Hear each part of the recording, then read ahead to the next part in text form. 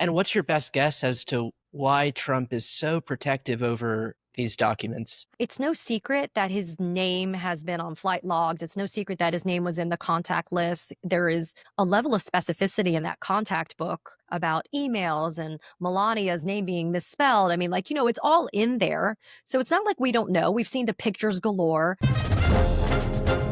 Katie, thank you so much for joining me. Andrew, thank you so much for having me. It's so good to see you. There's been so much legal news, and I've been waiting to talk to you. And I want to begin first with the Epstein story. Just an hour ago, Donald Trump said that the Epstein case was something that Obama cooked up, that Biden cooked up.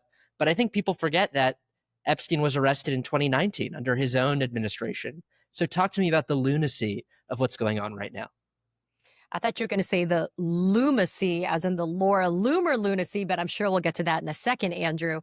I love to talk about this particular topic from the lens of being a lawyer, because that is I'm a lawyer by trade, and that's my training and experience over the last 25 plus years. And the reason why I want to look at it that way is if you have respect for rule of law, if you have respect for justice, then it doesn't make a difference if you're a Republican or a Democrat. You should also be echoing the calls for the release in the interest of total transparency of these Epstein files. For Trump to add another additional layer of conspiracy theory does not make any legal sense, and it also doesn't make any common sense. If you go back and you look at the indictment and the last version, the superseding indictment for Ghislaine Maxwell, Andrew, you will see that at least a couple of the counts for which she went to trial and for which she was convicted and is now doing federal prison time involved her conspiring with Jeffrey Epstein and, quote, others. So there clearly were other people that were involved in the criminal conduct for which her and Jeffrey Epstein were arrested. And this idea that the American public, including MAGA, which debatedly has maybe some, flirtations with intelligence sometimes.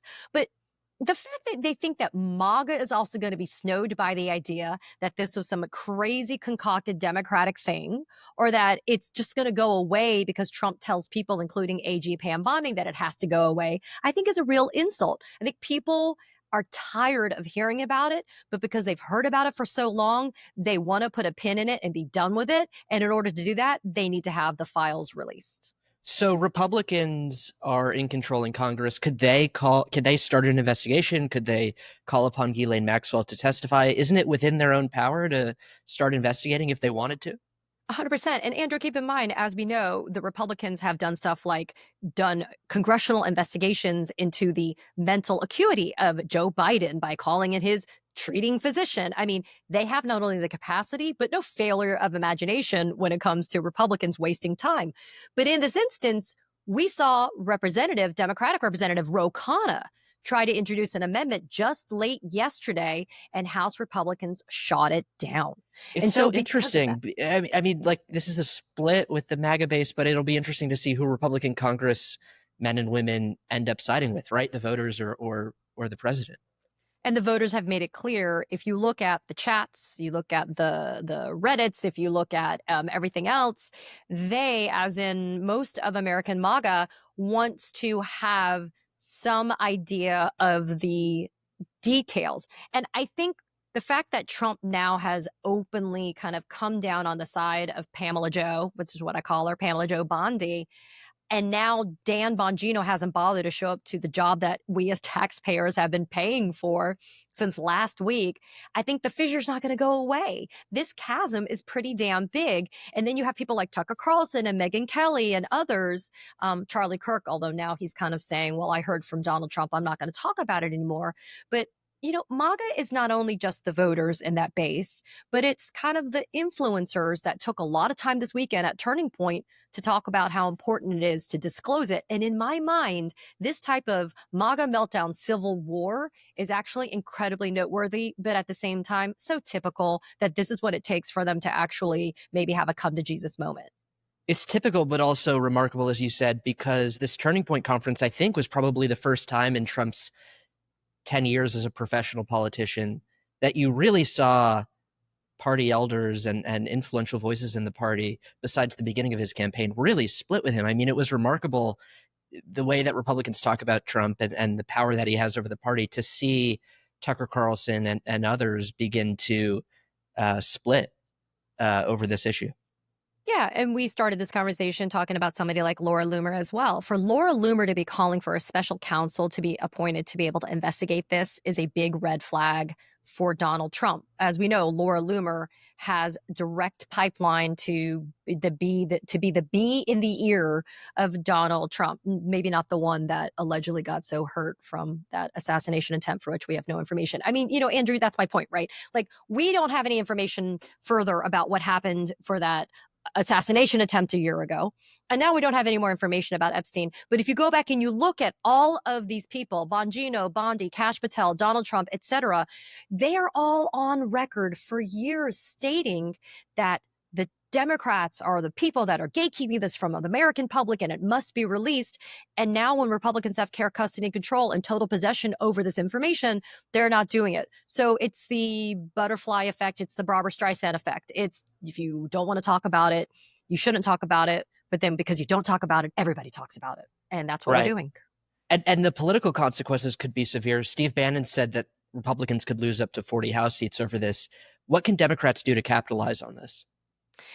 Do what Ro Khanna and others are doing, which is, chew and walk gum at this, walk and chew gum at the same time, right? Like, still pay attention to the big bullshit bills, negative impacts on Americans, highlight the immigration consequences of $160 billion now being earmarked for enforcement, et cetera. We can still do that as Democrats, but this is something that really we need to keep on advancing in the public discourse. It is one of the most acute Achilles heels that Trump has right now. I don't necessarily share Bannon's, I think, bloviating about that number of seats that are up, Andrew, but I will say that for years we've heard that the Democrats are the lewd and perverse, party of pedophiles, right? I mean, that's the disgusting rhetoric that we've heard.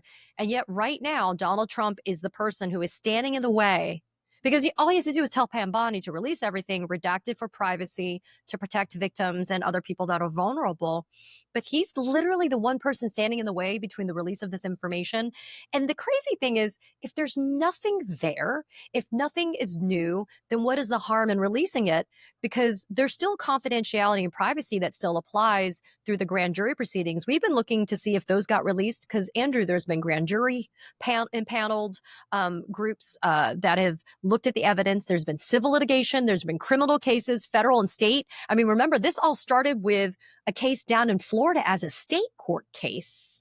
So this has been around for years. So there's a breadth of information, some of which is new, maybe not damning, and maybe not so, smoking gun, but right as rain should be made available, because Americans deserve to have total transparency on everything.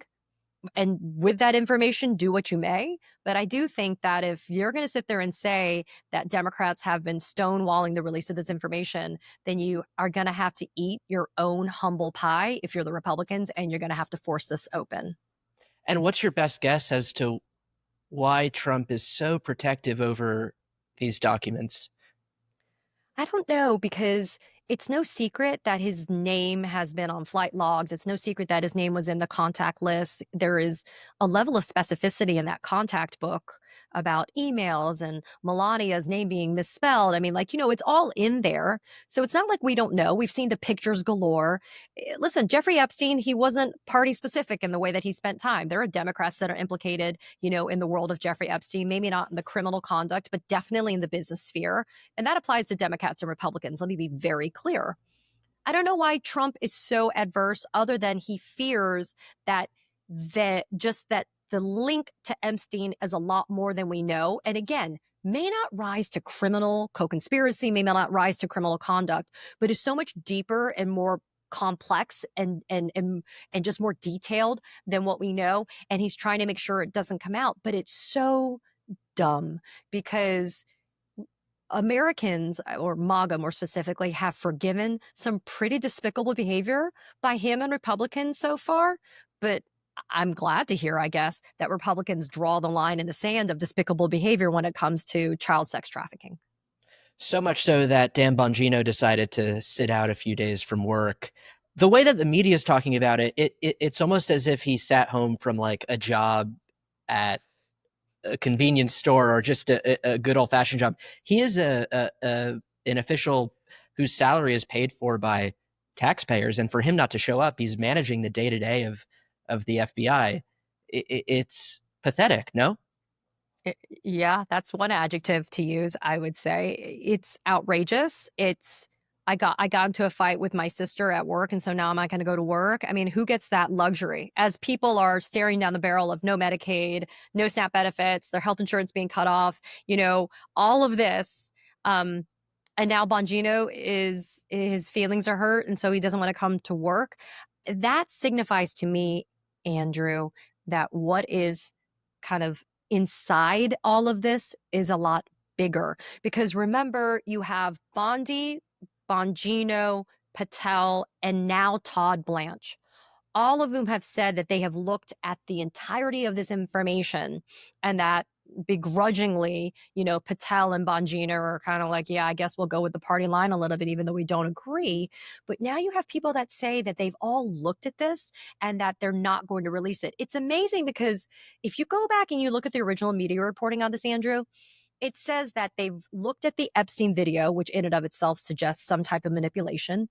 They've looked at the Epstein video. It doesn't raise new questions about how he died. And I'll put an asterisk as to how he died.